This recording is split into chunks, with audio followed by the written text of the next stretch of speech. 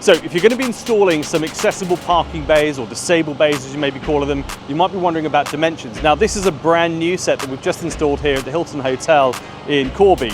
Now for these ones we've gone for the standard dimensions as defined by BS 8300, and essentially what we've done is a 4.6 meter bay and 2.6 meters wide. Now in some areas you may reduce that to 2.4 meters and you may also extend the length up to about 5 meters.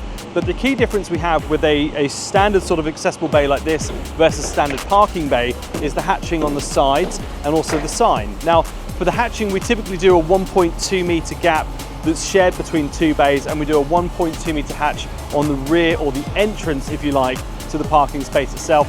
The other thing to note with all of your parking bays that you put in like this as well, the logo itself, we would recommend putting in at least a 1 meter by 1 meter logo. Typically though, we go a little bit bigger, up to 1.8 meters in height and 1 meter or 1.2 wide. It really depends on the bay and the look. So for this one, we've gone a little bit bigger because we've overmarked what's already there. If we're putting in a brand new installation, I find the 1 meter by 1 meter is a really tidy one to put in. It's not too intrusive and it's very obvious, of course, that the bay's in yellow. It's obvious what it is. The other key consideration you might want to have when you're putting the accessible bays in is location. We'd recommend that you put these in as close to a drop curb as possible and ideally also as close to the entrance as possible.